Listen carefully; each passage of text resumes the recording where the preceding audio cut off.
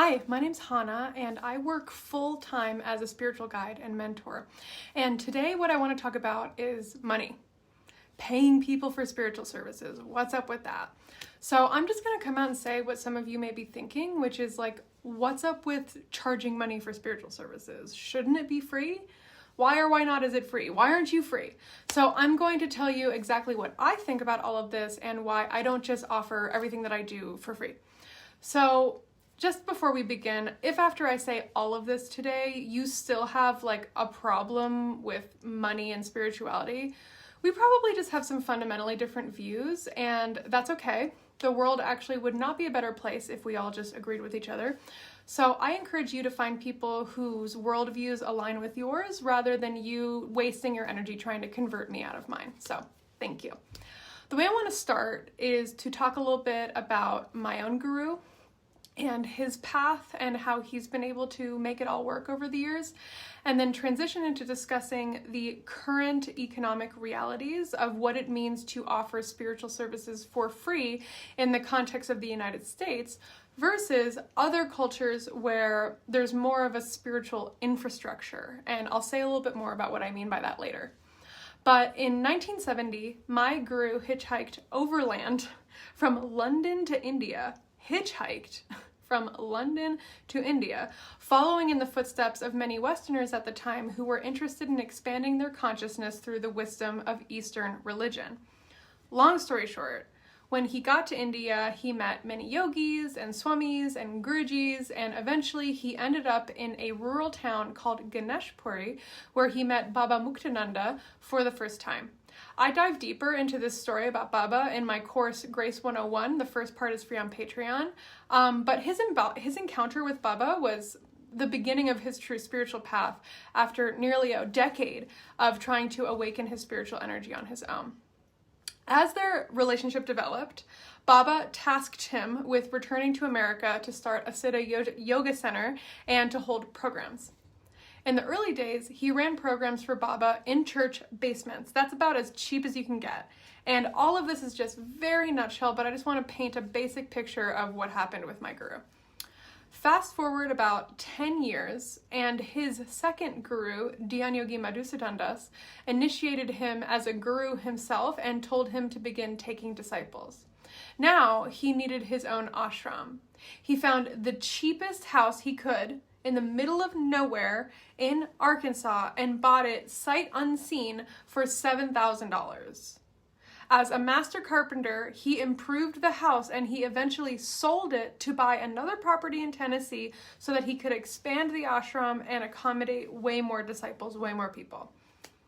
Fast forward another 20 years, and through flipping houses and relentless, very hard work, the ashram nonprofit now owns outright a property and a separate for-profit rental unit in Boulder, Colorado.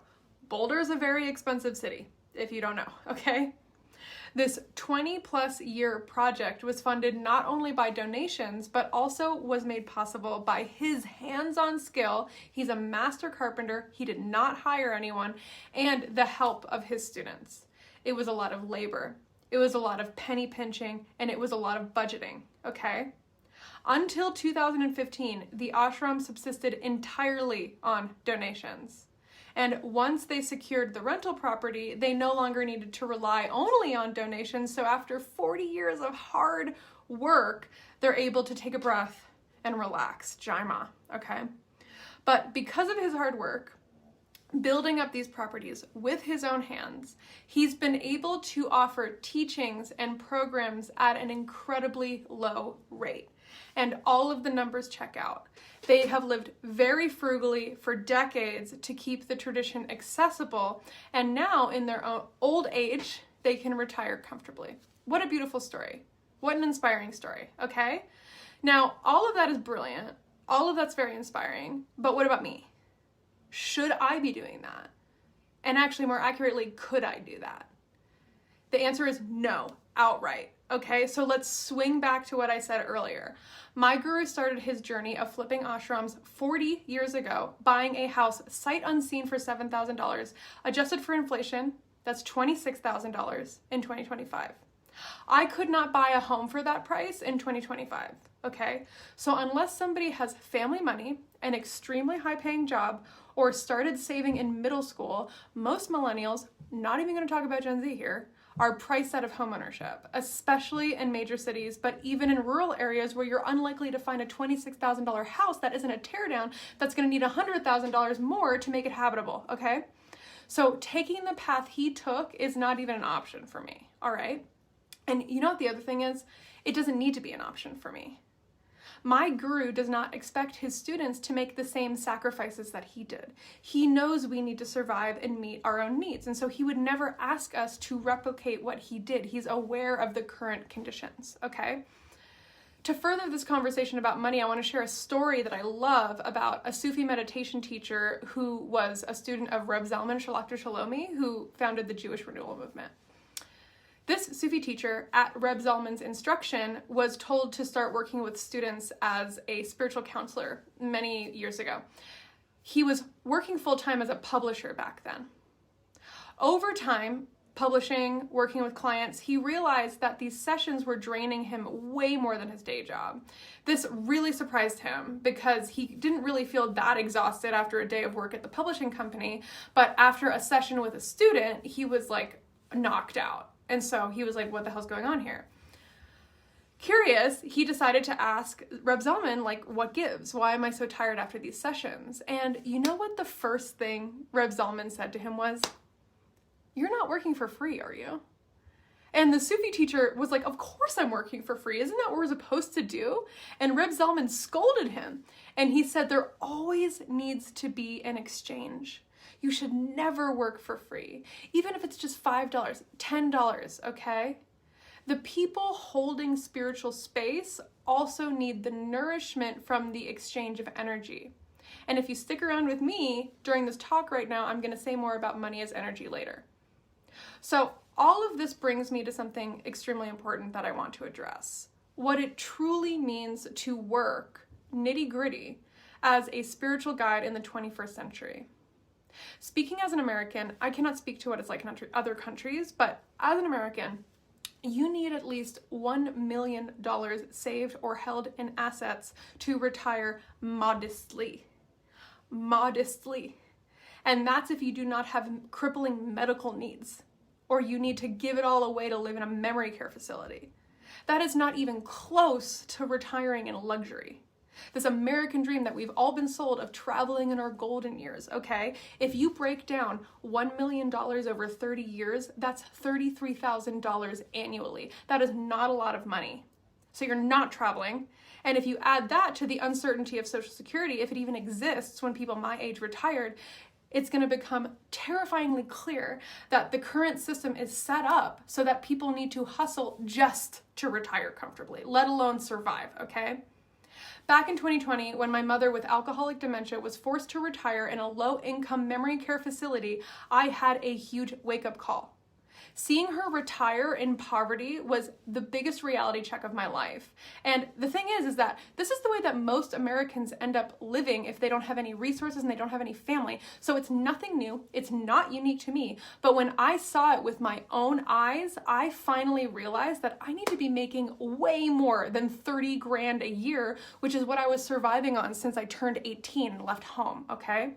So this is the first point I want to make here in this talk about spirituality and money. The reason why I need to be paid for my services is because, unfortunately, it costs money to live, okay? I don't know if you've noticed. And you need a startlingly large amount of it if you ever even want to think about retiring, okay? So that's real. That's Saturnian truth right there, okay? The next thing that I want to say is my second point, okay? The United States and many other countries have virtually no spiritual infrastructure. So what do I mean by that? The United States has no spiritual infrastructure to support people who want to live as ascetics. The closest thing that we have would be like giving up everything to become a Franciscan monk or a Benedictine monk. And even then, it'll take you 5 years for one of these orders, one of these monk orders, to take you seriously enough to be like, okay, this guy's for real, we'll pay for him for the rest of his life, okay? So sure, it's free, but you can't talk to your family, you can't have any belongings, and ultimately somebody else is footing the bill for your entire life, okay? So who is that person? We're gonna get there, okay? In addition to this, there actually may be spiritual centers in the United States, for sure, where people are able to retire to live for basically nothing. But guess what, guys? Guess what? If you spend approximately 2 seconds actually thinking about this, you will realize pretty quickly that it costs money to keep the lights on.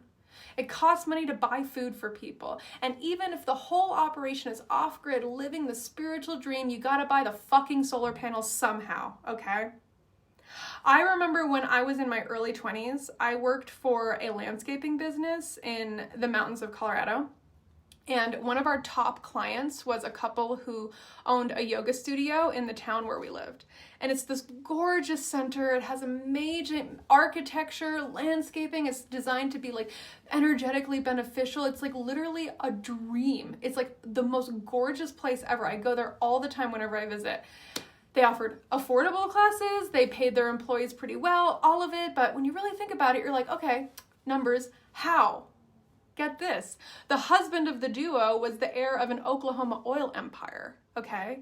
So even in situations where things are low cost, there's usually blood on people's hands, so to speak. And I say blood in quotes because there's always multiple ways of looking at everything, by the way. As a yogi, I have to say this. Either the entire venture is tainted because it's been funded by the fossil fuel industry, or an alternative view is that the karmas of the fossil fuel industry are being purified by offering the money towards a spiritual aim, okay? Both things are true, and both are options for looking at what's going on here. But in general, I feel it's better to just accept the imperfections in the system rather than chase the illusion of purity. Like, and I mean systems of like spiritual systems. If you're seeking something that's perfectly ethical and moral 100% of the time, you will never find it. Mark my words, you will not find it. And if by some stroke of karmic luck you are able to find it, the people running the place are going to be broke, sick, and exhausted. Do you want people to be broke, sick, and exhausted just because the thought of paying people for spiritual work makes you feel uncomfortable? Think about that. Think about that whole experience and how it's all about you and your discomfort when you look at things in that way, okay? It's better to just focus on embracing the complexity of life, the real yoga, and do your best to navigate through that complexity. It's better to do that than to wait for everything to be perfect just because that makes you feel more comfortable, okay? So all this to say, the fact of the matter is, in our current paradigm, right now, 2025, January, there always needs to be money coming in, whether that's through dakshina, donations, or just straight up paying people for their time and energy and services, okay? Now, let's tilt the conversation to another culture, India, where my religious tradition comes from. I'm painting extremely broad strokes here, but in general, there is more of a cultural awareness of spiritual life, to such an extent that people are able to dedicate their lives to the spiritual path and get their needs met with shelter, food, and community. In general, this is broad strokes, okay? However, in Indian society, spiritual services might appear to be free, but there's always an exchange. So you're exchanging something. It's going to be your labor through seva, adherence to very strict rules, or relinquishing your personal belongings. There's always an exchange, and it has always been that way. If you ever go to an Indian temple and do not bring bananas, flowers, or some cash, you are doing it wrong, okay? You're doing it very wrong. And I think the real issue that needs to be discussed is the belief, I don't even know where this comes from, that all spiritual services should either be free or like extremely low cost for like every single thing that's being offered. And if that's the case, that it needs to be free, if you really want a reality where you get it all handed to you, I hate to sound like a conservative, but that's the way it comes across. Answer me this. Who is paying for you to stay in an ashram for free? Who is it? Who is paying to keep the lights on for you? Who is it? Who is buying the groceries for the ashram community? Who's doing that? Spiritual freeloading has never gotten anyone anywhere. No saint has ever been a freeloader. That is an incorrect view of reality. That's an incorrect view of reality. It's the worst possible form of entitlement. And you know that saying, the way you do one thing is the way that you do everything? If you're a spiritual freeloader, that says more about you and how little you value spiritual work than it does about the person or the facility that would just benefit from your donation of your time or your money, period. Okay? If you were to hypothetically go to an ashram and not pay any money to eat the prasad, to eat the food, to get the blessings, how the fuck do you think that looks? Okay? Like, how does that look to the world, to the universe? Like, what is the energetic gesture of that behavior? To me, that's somebody who is relationally stunted. Like, you're like a teenager in the body of a grown-ass person who's too immature to realize how hard their parents have worked to put food on the table, right? I mean, sure, your parents have to feed you, but do you feel even like a speck of gratitude? Or do you just grunt and turn over after the food is set on the table, okay? It is completely immature to believe that you can just get spiritual work without having to do anything. Okay? Either you're folding towels or you're putting some cash in the donation box, okay? And you're missing out on the magic of divine reciprocity when you don't do these things. In order to get something, you need to give something. This is like a spiritual law. I did not make up this rule. This isn't like me trying to manipulate you into understanding this. It is a very real thing. And once you get it, the grace is going to come flooding in. It's going to come flooding the fuck in, okay? So how did I end up in this position where my full-time job, almost my entire salary, is paid through spiritual work? I was actually just reflecting on it recently because I've been going through all of my posts on Instagram. So back in 2021, I got diagnosed with Crohn's disease. And at this point, I had been sharing my perspective on Instagram for like 2 years. I'd been studying and experiencing in my spiritual tradition, classical Shakta Tantra or Mahashakti Yoga since 2015, okay? And so after my Crohn's disease diagnosis, I started an extremely strict diet to help relieve some of my symptoms, and it worked. My symptoms alleviated almost immediately. But other symptoms that I didn't even realize I could go away started to alleviate too. And so I completely stopped having menstrual cramps. I completely stopped having any premenstrual mood swings. That was huge. And this is the biggest one. 100% of my ADHD-like symptoms just disappeared. It was crazy, especially the cognitive stuff. I had spent all of my life having huge ambitions and dreams for myself, but I always felt like I didn't have the executive functioning to pull it all off. But when I started the diet, everything changed. I could think clearly. I could stay focused. I felt like I had access to my entire brain, okay? It was breakthrough. And so in the midst of this breakthrough experience of cognition, I posited an idea to my Instagram community. I was like, what if I taught a book club where we meet every week and we discuss the chapter and give a talk about every chapter? And 500 of you said yes. Okay, I got the invitation, okay? So in 2021, I got paid for spiritual services for the first time ever. And I remember being so weirded out by it. Like, I was really in my head about it, very weirded out. At the time, I was receiving all of the payments for this 3-month book course in PayPal. And for the first 2 months of the course, I kept all of that money in PayPal because I was absolutely convinced that I would just have to refund everybody because everybody was going to hate me and nobody was going to get anything out of it. Okay? This was not the first time I had received money for my work. I've been self-employed for almost a decade. I previously had a landscaping business in Boulder for 6 years, but there was something kind of like ambiguous about exchanging money for an experience versus an objective thing, like digging a hole or gardening, okay? And so through this experience, my money paradigm began to expand. Landscaping made more sense to me in the paradigm that I had been in. Like, somebody asks me to rake their leaves and I do it. And it's very obvious that I got the job done, and then they pay me because I did the thing that they specifically told me to do. Okay, it's like really like obvious. With spiritual stuff, it felt like vague. Like I could teach a class with objective outcomes or talk to somebody one-on-one, but how could I know that they were satisfied? Like in the same way that it's obvious when I've raked somebody's leaves, or like, what if there's a delayed reaction? You know, many spiritual teachings or experiences have a delayed reaction, you know? So the whole thing felt kind of like nebulous and uncharted.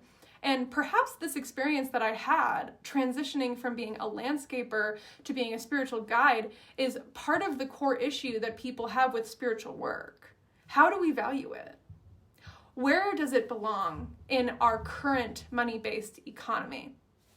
I cannot answer that question definitively, but I feel that I have priced things as I believe they are valued to be, considering 3 metrics, okay? So the first one is my ability to actually get people certain results. That's one of my metrics.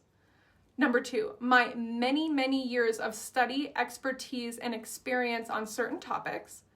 And 3, how much the average person would be willing to spend on a similar service in an already existing industry, okay? I have 10 years of experience in my religion. I have 3 years of experience working one-on-one with people, and I can absolutely get people the results that they're looking for within my field of expertise. So I feel $120 for 1 hour of my undivided attention and skill is an appropriate exchange. And if somebody isn't able to afford that, I've got Patreon for $25 a month, baby. And of course, you know, just as a reminder, just to bring you guys into reality, I don't just get to pocket all of this money. I have monthly expenses. I have to keep everything running. There's transaction fees, 3% plus other stuff, and I pay taxes. So when you're looking at the way somebody prices something, you never actually know what things are like behind the scenes, okay? Period. And so you could argue with me all you want about how I should be working for free or like way more affordably. But my question for you is, when was the last time you gave someone your undivided attention for 1 full hour or longer? Okay, when was the last time you did that? Could you do that for 5 to 6 hours per day for free? No, you couldn't. How the fuck would that even work? If I want to help as many people as possible, I have to charge money. Okay? What do you guys want me to do? Do you want me to work full-time at another job that's not spiritual and then spend my 5 to 9 meeting with people for free? What the hell is that? The only way that I'll be able to help as many people as possible, which is my bottom line, by the way, is to charge money. Otherwise, I won't be able to pay my bills, okay? I have a very expensive disease. Do you want me to just like let my disease kill me so I can satisfy your belief that spiritual guidance should be handed out for free? You're being a little bit of a teenager. Grow up. You know what's interesting? The whole phrase, money is energy. It's actually very true, but it's not true in the like fluffy spiritual way. It's true more in like a money gives you energy kind of way. When I found out recently that I'm a projector in human design, all of this started to click. Within this system, human design, which I call astrology for rabbit hole lovers, astrology for psychos, with love, projectors are non-energy types, so we literally do not produce our own energy. I don't have a motor within my subtle body that gives me energy like most other energy types do, so we have to get our energy from somewhere else. We do not make it ourselves. And the way that we get energy is through recognition fundamentally, but also through compensation. When I first heard that story years ago about the Sufi teacher and Reb Zalman, how he was reprimanded for doing spiritual counseling for free, something deep inside of me clicked. And I think everybody needs to hear that story, but especially the projectors, manifestors, reflectors, wherever you are. Love you guys, but what the fuck? Who are listening? Yes, we need to conserve and protect our energy, but we also need to recognize that we benefit tremendously from the energy that is given to us through compensation, the exchange of money, time, or other services. Like, you know, bartering is fine. I don't have a problem with that. But my health insurance won't take a bag of potatoes or a free massage to cover my deductible, okay? They're just not there yet. They're not with us yet, okay? So this is just a consideration for anyone who is listening to kind of like reframe this idea of money as energy. Right now, money is actually a way that some people get their energetics cup filled for the work that they are providing in the world, period. I feel so fucking drained when I'm not being paid enough, period. Ever since I started my Patreon, I have been feeling so much more energy, because I can feel that my community is supporting me and my work. And I feel seen, I feel recognized, I feel supported by all of you and your invitation for me to keep going, okay? So all of this like money as energy stuff is feeling astonishingly real for me recently. And also, like, as somebody who used to dig holes for a living, I know the meaning of hard work, okay? I have ripped up sod, I have built retaining walls, I've worked for 16 hours in the blazing heat, and I can tell you with 100% certainty that helping people spiritually is more difficult and challenging than a full day of manual labor. You just heard me say that. It's more fulfilling for me personally, but it takes more energy in a way that I almost can't even describe. And, you know, that might not make sense to everyone. Like, that sounds crazy, but it's very true in my experience. And perhaps it's just another one of these things that you have to experience in order to understand, like many spiritual ideas. So to conclude, let's finish this off with the hard truth, okay? The world we live in does not allow for a truly free exchange of energy. Even the most generous spiritual teachers and communities require resources to survive and thrive. The question isn't whether it's okay to charge for spiritual services, it's whether we can honor the value of what's being offered while also addressing our own cultural biases and misconceptions about money and spirituality. Perhaps our beliefs about spiritual work being free is a reflection of our unconscious belief in the low value of this work in our society at large, okay? Think about that. So I will leave you with this. Charging for spiritual work is not a betrayal of spiritual values. It's a reflection of the physical realities that we are all facing.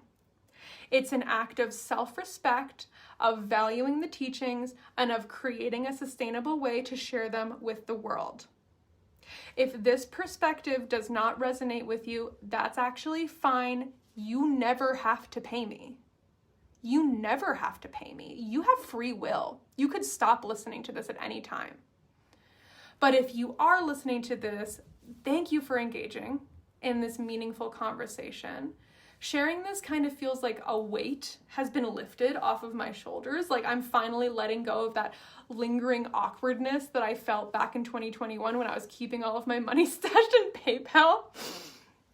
And if you've ever paid me for spiritual work, thank you so much. You have filled my projector cup in ways that I find almost difficult to communicate. And if you never pay me, I'm glad that you're still listening. And I hope as I get more and more support from my community, I can create more and more cheap and low-cost things, okay? And so I hope that you've benefited from my perspective, and even if you don't agree, that's fine. There's so many voices to listen to, and I hope that you find a voice that you like.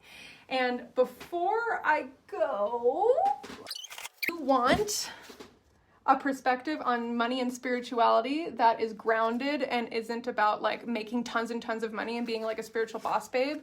I wrote a zine called Money and the Spiritual Path. You can get it for $13 on my website. And I designed all of it. It's very beautiful.